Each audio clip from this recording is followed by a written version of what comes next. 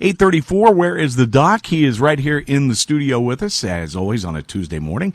Talk to the doc with Dr. Tim McKnight from Trinity Hospital, Twin City. Good morning. Good morning. Last week I was saying thank you for bringing sunshine, and today it's a rainy day, so I guess it all balances out in the end. I was out cutting the grass last night, and I think it's, the rain we've had last week or two, it seems like the grass started to grow again. And if you notice, the trees are starting to turn a little bit, too. It's starting to have that autumn feel, so maybe this rain will kind of But I'm not complaining about the warm weather. I think that's great. Absolutely. It's going to be a couple of nice days just ahead, and we are rolling right through Fit for Life as well. We are week 7. 7. I thought it was 7. Yeah. And this is one of my, this was the one that I think really left me with the biggest impact.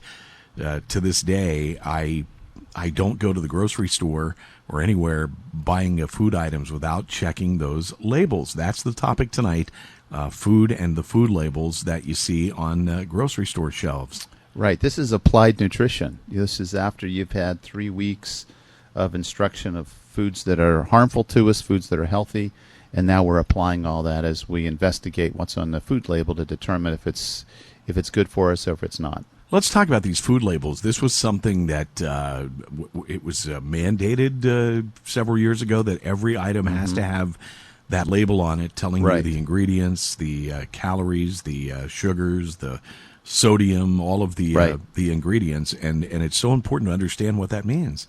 Absolutely. So we have the serving size, which is interesting because sometimes what people think is a serving isn't a serving. It's much less than what they think. And then we have calories, and then we have the macronutrients, protein, carbs, and fats. And then it's mandated that we have vitamin A. Boy, put me on the spot here. I'm trying to think. There's a couple other vitamins and minerals. Yeah, that have all of those items, the potassium, all of the things that sodium, sodium. Yes, so I mean they're all on there. There's one other one that has to be on there, and then the other ones are optional to the food company, and if there are foods that have high contents of certain minerals and vitamins, they'll list those. But if they're not there, they don't have to list those. So really, it's a marketing job when you're looking at a food label. But there is good information. Every item has that label on it that you pick up at the grocery store or any store. And it's so important to understand how to read those. I mean, I used to basically look at maybe the calories and leave it at that. It would tell you how many servings, calories, etc. But one of the things I learned, especially with trying to watch my carbs, carbs are just amazing when you look at every food item, how many carbs are in there, and it can really blow your mind, but it can help you so much if you're trying to cut carbs when you buy those items. Yeah, and we talked last week about the fact that if you want to lose weight, you got to keep your carb intake down. So this is a good way to do that, to look at that label.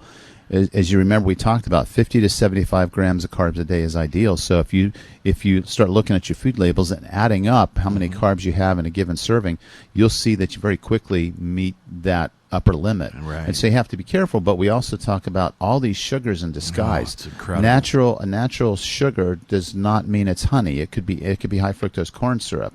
So there's no legal definition for what a natural sugar is. But then we have all the other sugar substitutes and other hidden names for sugar. So you have to look at the carb list. And then, of course, there's the non-nutritive carbohydrates that are basically fiber, but there's other carbohydrates which could be anything. So it gets a little tricky. And that's what's so important about understanding these labels. I mean, you go through each and every one, and I guarantee it changes the way your eyes focus when you pick up an item on the shelf at the grocery store, because you're looking for sugars, very important in my situation, carbs, I'm watching that, and of course calories, always important, but it's just so interesting to find out what kind of vitamin intake we're getting. You mentioned this happened with like grains and things like that years ago, that they were mandated by the government to put in, vitamins and things like that. So you got to understand how to put this all together and balance it out in your nutrition. Yeah, we talked in week 4 about this whole idea of enriched flour and vitamin fortified or fortified carbohydrates. And what happened was when the Enrichment Act said, well, if you're going to take the nutrients out of out of grains when you package them in foods, you have to add back folic acid, and the other vitamins and minerals that have been depleted. And because we were having nutritional deficiencies on these. So when you see on the food label enriched with vitamins and minerals, it's not really enriched. They're just adding back those 4 key thiamine, riboflavin, folic acid, and iron that were removed in the enriching process or the milling process. And so really it's deficient, and you have to understand that. But the other key element of the food labels is we talk about the artificial sweeteners and high fructose corn syrup, and we talk about fats. And some of those fats that are trans fats or hydrogenated fats, they're really there to prolong the shelf life of food. Mm-hmm. So that's also going to be in there, and that's something that we need to be careful of. And that's really, it's a preservative more than anything. Right, so it really is pretty interesting. We add sodium as a preservative and as a food enhancer, but sometimes we don't need all that sodium. Right. So this is really applied nutrition. We're talking with Dr. Tim McKnight, Trinity Hospital, Twin City. Talk to the doc. We're talking food labels. That's the topic at Fit for Life tonight. When you, as the doc, and you go to the store, I know, like I say, I pick it up. I look first. I look at calories. I look at carbs. I look at sugars. What are you glancing at when you look at that label for the most part? First, I look at the carb content because I think that's important, and then I go right to the ingredient list because that lists from top to bottom, from most prevalent to least prevalent, what's in the food. Mm-hmm. So I'm looking for things like, is it enriched or not? Because if it's enriched, to me, it's depleted of those micronutrients.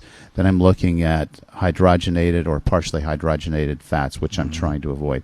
Then I look at just the rest of the content, looking for different ways that sugar could be disguised, and looking maybe for the protein content. But really, those are the key things. Would those 2 ingredients probably be the ones that you probably are the red flag the most? The sugars, sodium. I mean, if you look at, I don't think people realize how much sodium is in any item. Basically, I know it's used for preservative reasons and so forth, but boy, you can really go through the roof on sodium content, which is something we all need to keep an eye on. Yeah, I think you can, and especially for those individuals who have heart disease or maybe kidney problems, they need to be careful with their sodium intake. But for the rest of us that have pretty good kidney function, we can handle a day of high sodium and then another day of low sodium because our kidneys help us reabsorb it or excrete it if it's excessive. So for me, the priority is the carbohydrate content, and then the trans fats and the rest of the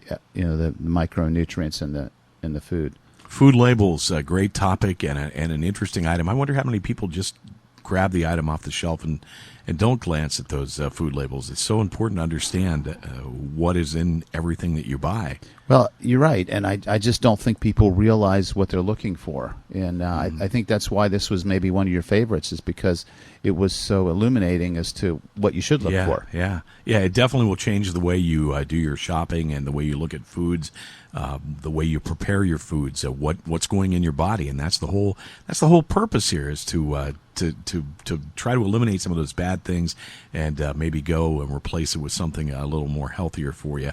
Another item is that if you've noticed, if you've been to any restaurant, they were also ordered to put calorie and nutrition information on their menus. So I mean, we are getting smarter in as time goes on, but you're not forced to read those, so you got to understand and look for those. Right, and of course, the foods that taste the best have the highest fat, the highest sugar, and the highest sodium. So we have to make a conscious effort to put the best fuel in this high performance engine that we're trying to make perform well. That's exactly right. As you always say, the color palette for your foods, you can't go wrong when you're looking at fruits and vegetables, and you get all the different bright colors. It's got to be good for you. Absolutely. Look at what's in your garden and try to start with those foods first. Right, and this is week 7 of Fit for Life. This one will wrap up just before the holidays, and then we'll start a new program in January. So if you want to get involved with Fit for Life, contact Dr. McKnight or Trinity Hospital, Twin City. They'll point you in the right direction, or us here at the radio station. And you're not going to be sorry you got into this program. It's going to change the way you look at life. Well, that's why we do it. We hope everybody has the experience that you had, Steve, because Awesome it really can be experience. helpful. Absolutely. Dr. Tim McKnight, we'll do it again next week. Thank you. Next week's topic will be Flexibility, and that's one that people kind of think, oh, that's not too interesting, but I think it's absolutely crucial, and hopefully we'll persuade our class that they need to do more stretching. good advice, as always. Dr. Tim McKnight, Trinity Hospital, Twin City, in studio. It's Talk to the Doc on a Tuesday on Big Hits WBTC.